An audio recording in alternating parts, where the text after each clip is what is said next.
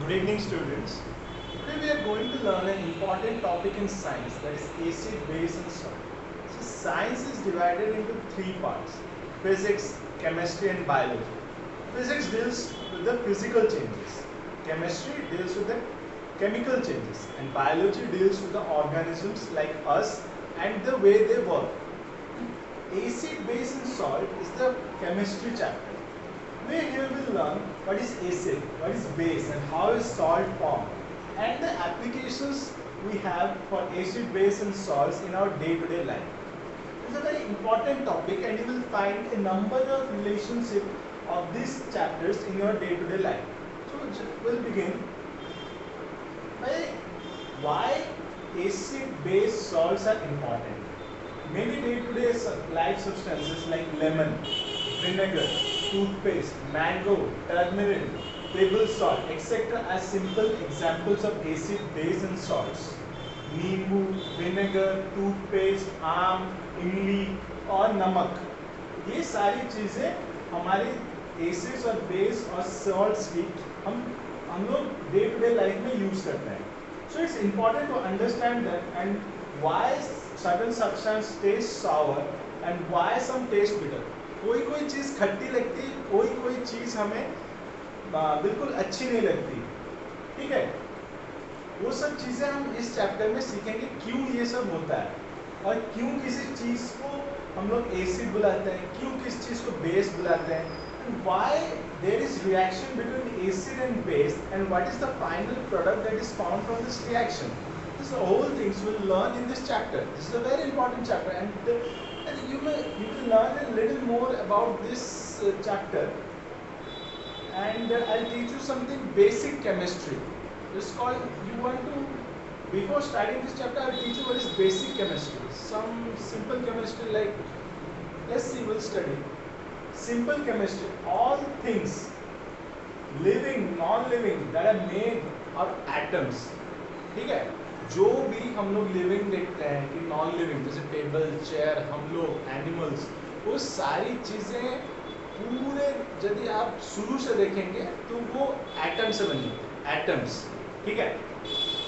Atoms are the smallest units that make any substance. Mark my words, any substance. कोई भी substance atom से ही बना होता है. ठीक है. Atoms are made up of electrons, protons and neutrons. ये नाम बहुत important है. Electron, proton and neutron. इसको याद रखना पड़ेगा आपको. Electron, protons and neutrons. Neutrons and protons are the central position. Atom, मैं आपको दिखाऊंगा. ये atom है. ठीक है, ये एक एटम हो गया. एटम के बीच में ये हो गया प्रोटॉन और ये हो गया न्यूट्रॉन. येलो में जो दिख रहा है वो है प्रोटॉन, लाल में जो दिख रहा है वो है न्यूट्रॉन. इसका मतलब नहीं कि रियल में येलो और लाल हो, ये सिर्फ दिखाने के लिए है. ठीक है. और इलेक्ट्रॉन उसके चारों तरफ घूमता है. जैसे हम लोग का सोलर सिस्टम है, आपको पता होगा sun is the centre of our solar system.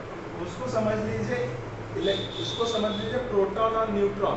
ठीक है, उसको सेंटर बोलेंगे और जो सारे प्लैनेट्स हैं जो चारों तरफ घूमते हैं उसको हम लोग क्या बोलेंगे, उसको इलेक्ट्रॉन बोलेंगे. ठीक है.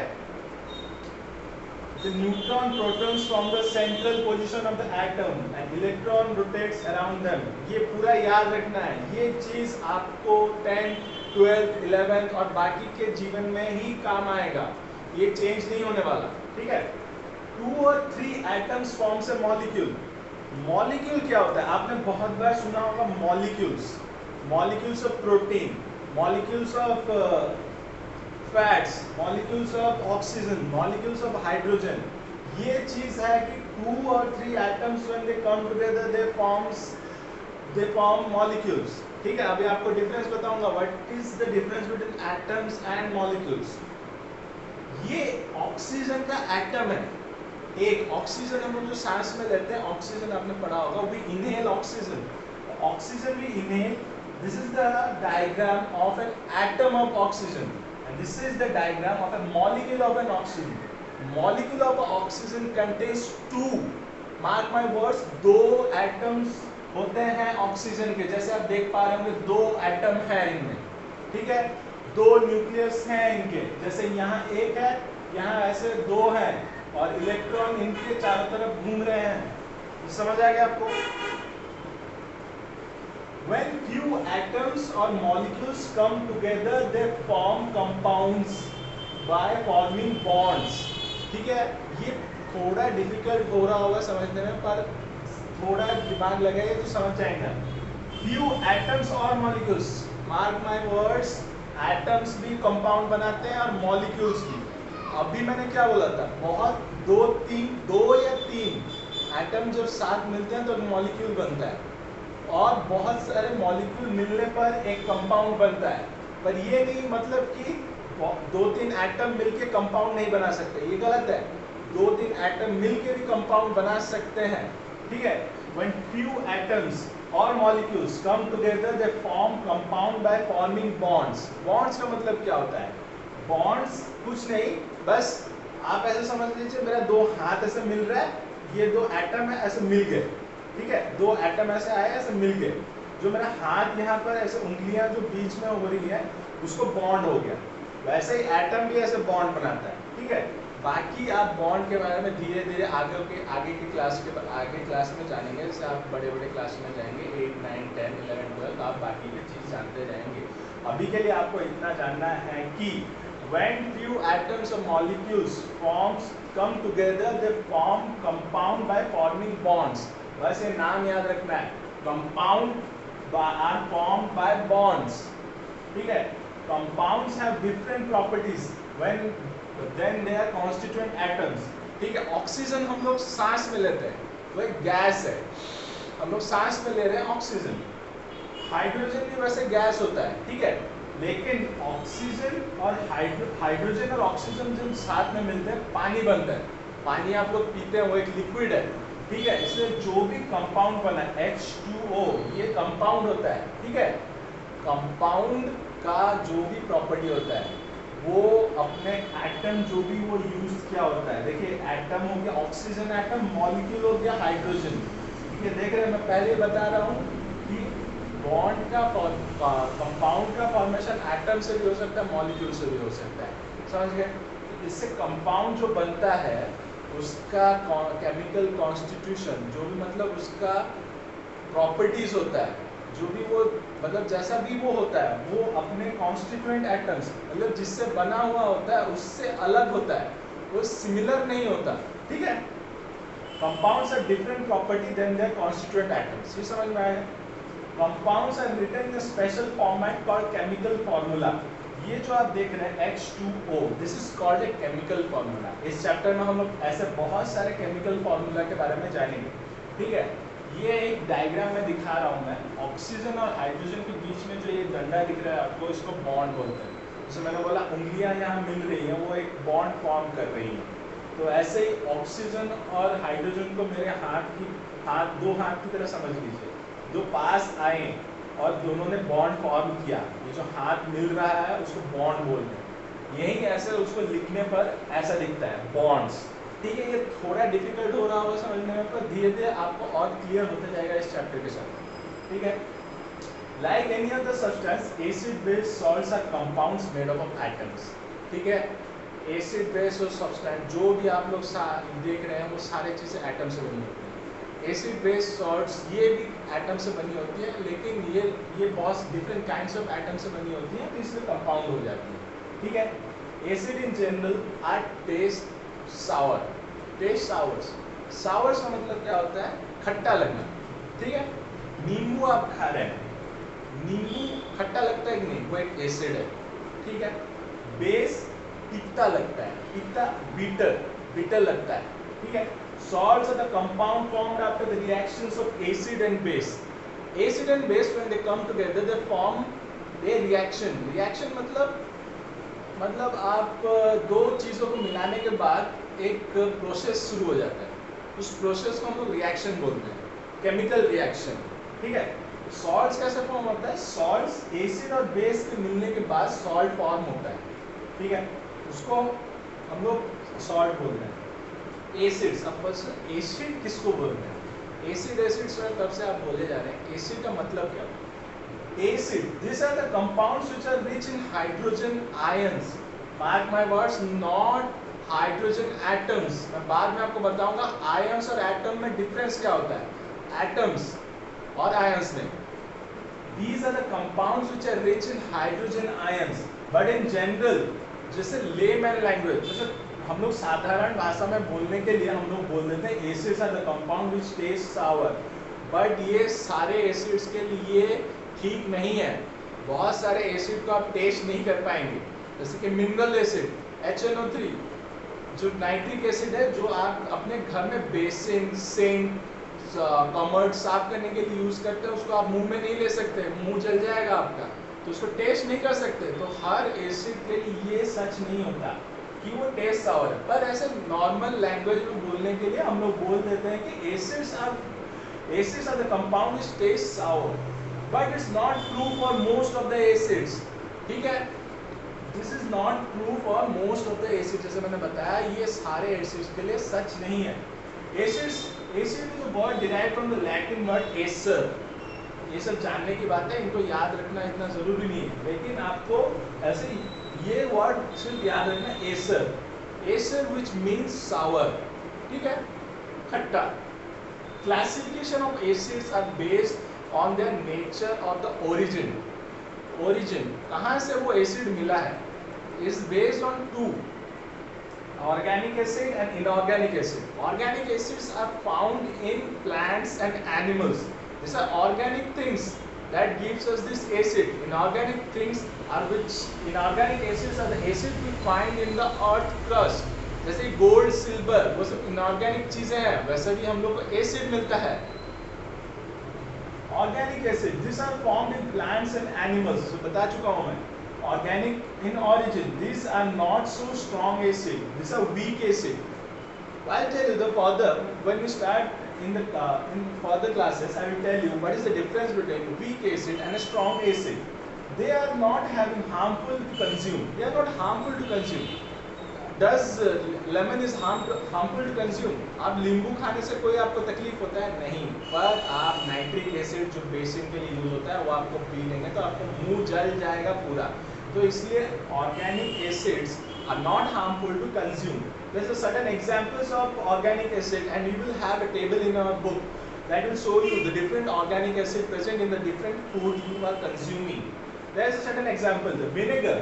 The vinegar you are using in day-to-day fast food is having acetic acid, and lemon is having citric acid. Citric acid is present in your lemons that you eat. Apple is having malic acid. Apple is having malic acid, and certain animals also secrete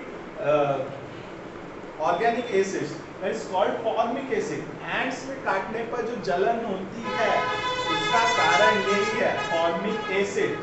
उसके बाद दूध, in milk we have lactic acid, in grapes we have tartaric acid, in tomato we have cholic acid. These are all the examples given in your book. You have to just memorize it. There is nothing to stress about this more. Mineral acid, the acid that are prepared from the mineral present in the earth crust are known as mineral acid. This is the definition. As I said earlier, the organic acids are the acids that are formed by the plants and animals, and the mineral acids are formed by the minerals present on the earth crust.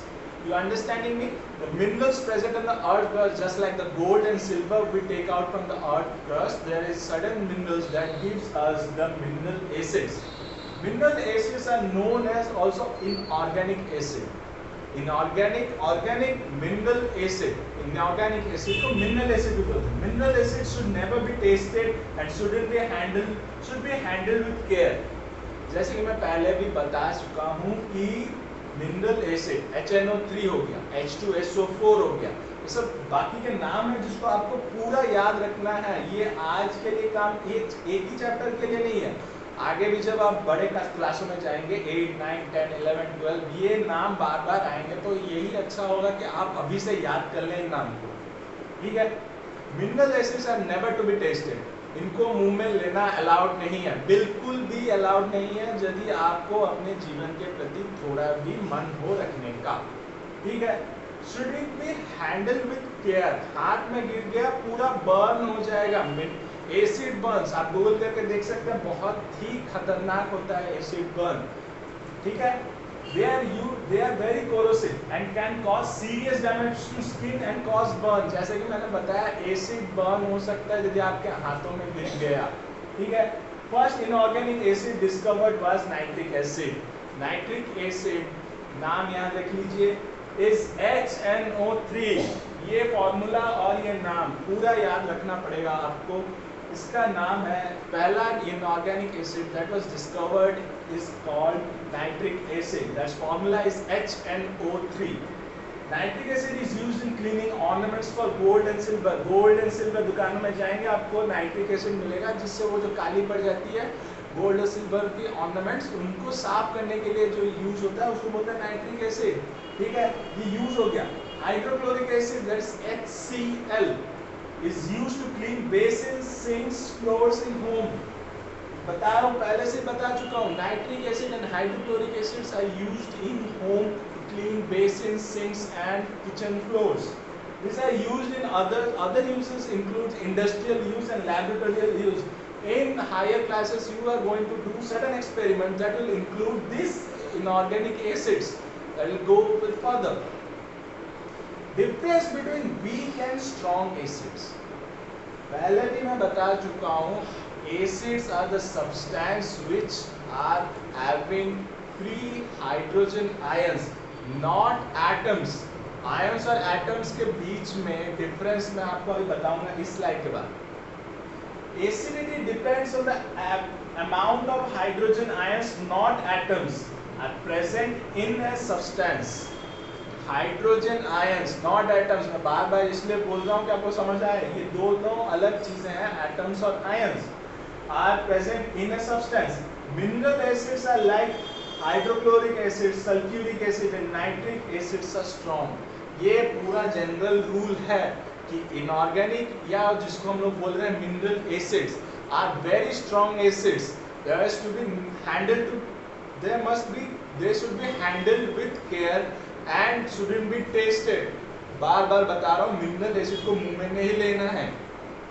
They are having a very high concentration of hydrogen ions, hydrogen ions, ठीक है। Organic acids जो हो गए हम लोग के, जो भी हम लोग खाने में मिलता है, जैसे कि विनेगर में हो गया एसिटिक एसिड, मिल्क में हो गया लैक्टिक एसिड्स, लेमन में हो गया सिट्रिक एसिड, वो बिल्कुल भी हार्मफुल नहीं है क्योंकि उनका एसिडिटी बहुत कम होता है, उनमें हाइड्रोजन आयंस बहुत कम होते हैं। They are having a very less number of hydrogen ions, ठीक है।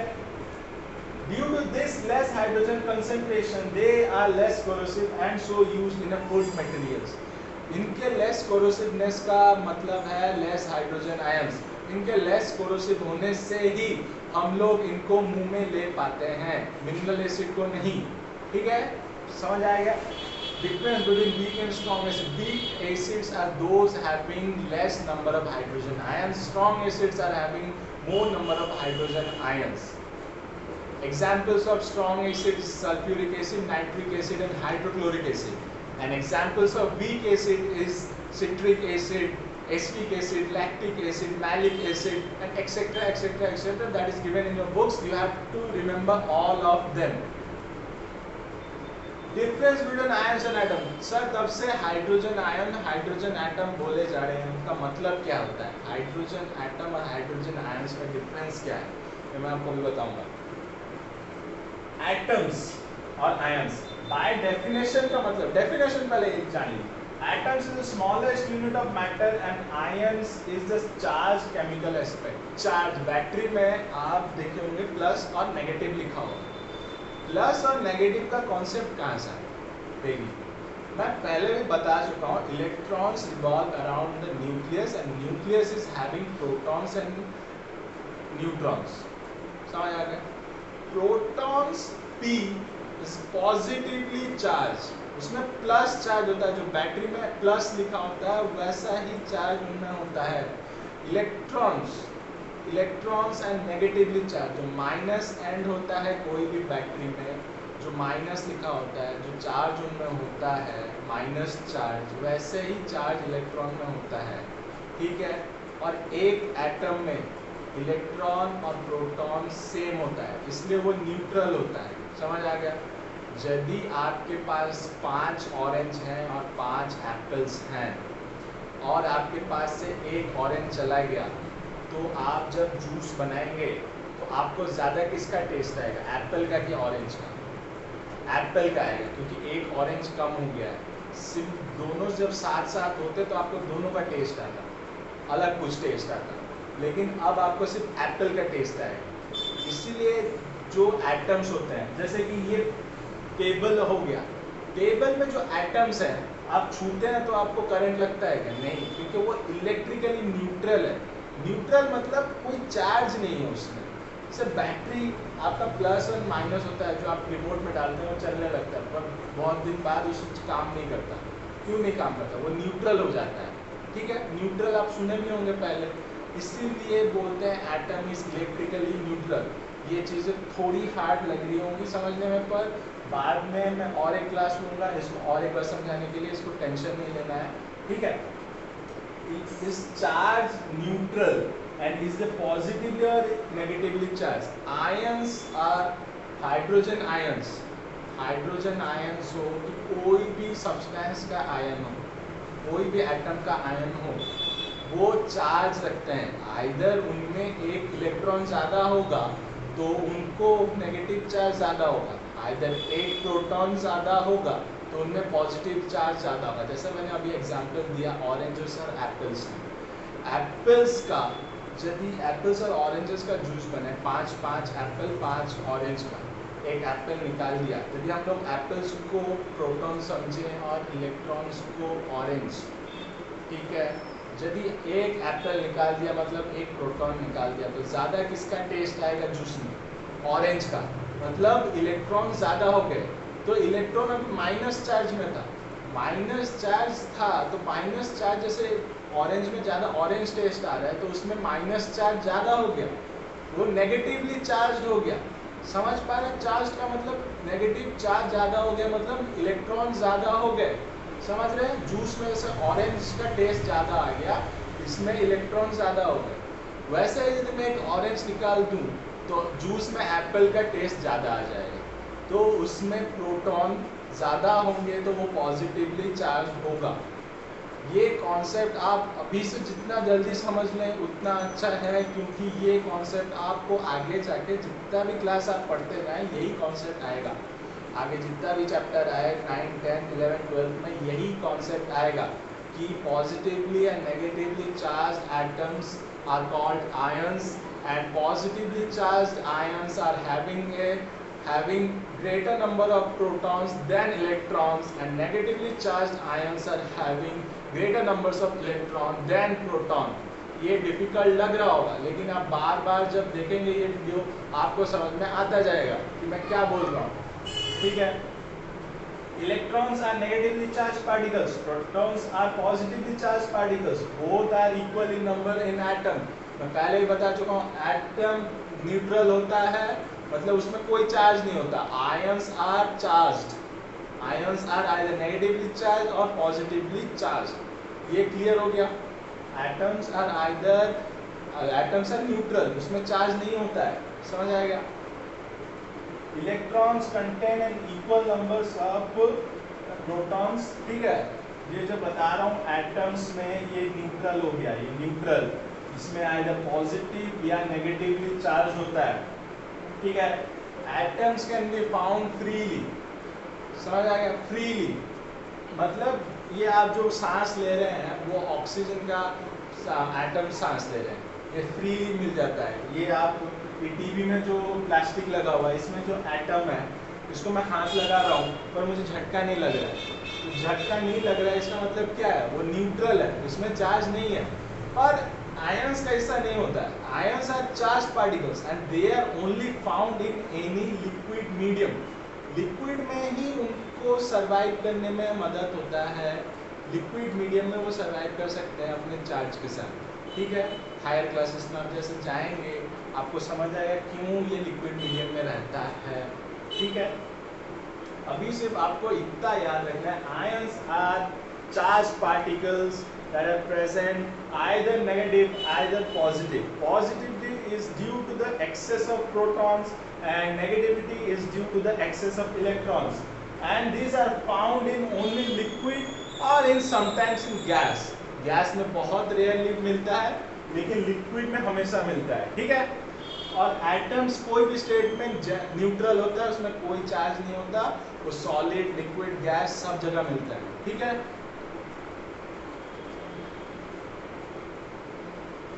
ये लास्ट है, ये पढ़ के आज का ये खत्म करेंगे।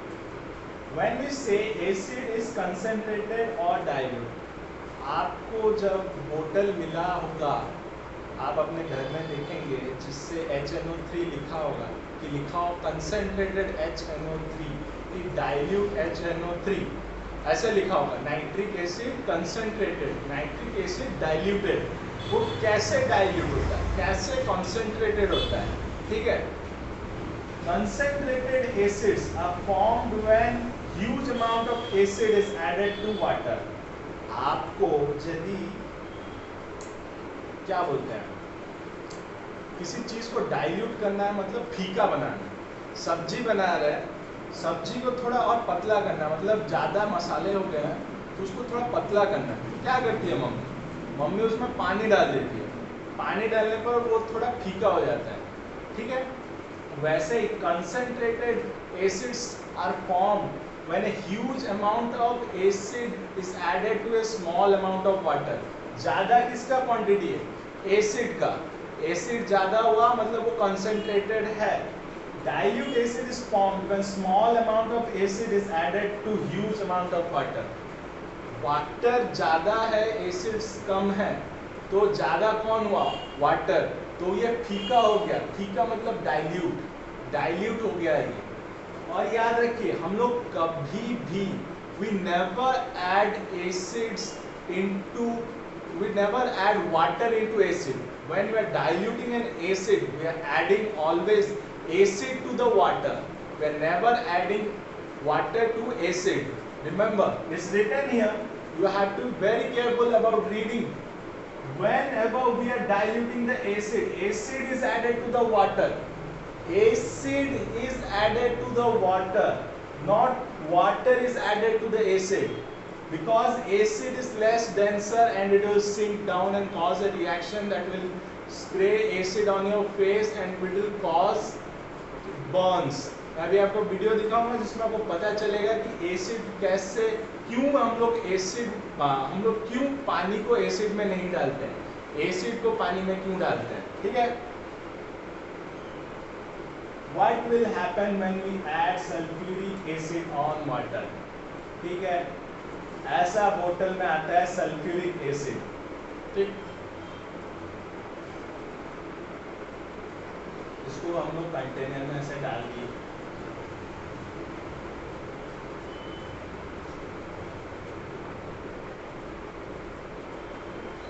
sulfuric acid is in this container.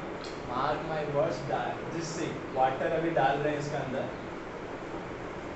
देखो ये जो धुआं उठ रहा है इसके साथ ऐसे एसिड भी छिटका, एसिड भी गिर रहा है। यदि आप इसके पास खड़े होंगे, आपके हाथ में गिर गया तो एसिड बर्न्स हो सकते हैं, जो स्किन बर्न्स होते हैं वो हो सकते हैं। इसलिए हम लोग कभी भी पानी को एसिड में नहीं डालते, एसिड को पानी में डालते हैं। इसको बुक में लिखा हुआ है, इसको ठीक से समझ के याद कर लीजिए, ठीक है। Properties of acid, acid can conduct electricity, ये सब याद करने के लिए, ये आपको अभी समझ में नहीं आएगा, धीरे धीरे जब चैप्टर आगे जाएगा ये आपको समझ में आएगा एसिड क्यों इलेक्ट्रिसिटी कंडक्ट करता है। Some acids are highly corrosive in nature, which means they are corroded to metal rust. Rust निकालने के लिए पापा देखे होंगे, पापा अपने एसिड डालते हैं, एसिड से साफ हो जाता है मेटल्स, ठीक है। Acids tend to evolve hydrogen gas which is reacting active metals such as zinc, magnesium etc. ये सब याद करने की चीज़ें, आपको अभी समझ नहीं आएगा, याद कर लीजिए बस। जैसे जैसे आप दूसरे क्लास बढ़ेंगे, बड़े क्लासों में आपको ये सारी चीज़ें रीजन के साथ समझ आ जाएंगी, तो अभी बताने से आपको समझ नहीं आएगा। Thank you. इतना ये वीडियो आपको एक बार में समझ नहीं आएगा, तो इसलिए मैं बोल रहा हूँ कि इसको बार बार देखिए, और कहीं डाउट हुआ तो we will have a doubt clearing class separately for this section of this chapter, because ये चैप्टर इस सेक्शन के बाद बहुत ही ईजी है। ये चैप्टर में ये जो पहला सेक्शन है इस डिफ़िकल्ट इसलिए है कि यहाँ पर मैंने बहुत सारे न्यू कॉन्सेप्ट इंट्रोड्यूस किए हैं जो आपके बुक में नहीं है, पर ये जो कॉन्सेप्ट्स हैं इनको यदि आप अभी समझ लें तो आपको आगे चल के कोई मुश्किल नहीं आएगी। ये कॉन्सेप्ट नया है तो आपको टाइम लगेगा समझने में, तो इसको समझ लीजिए। और ये जो प्रॉपर्टीज ऑफ एसिड्स हैं आपके बुक में दिए गए हैं 4 पॉइंट, इनको याद कर लीजिए। Acids can conduct electricity. Some acids are highly corrosive in nature, which means they corrode or rust metals. Acids tend to evolve hydrogen gas, which is reacting with active metals such as zinc और magnesium. Magnesium वाला reaction आपके book में दिया गया, hydrogen gas निकलता है, HCl, HNO3 जो भी डालने से आपका हाइड्रोजन गैस निकलता है। ठीक है, thank you for leave it here.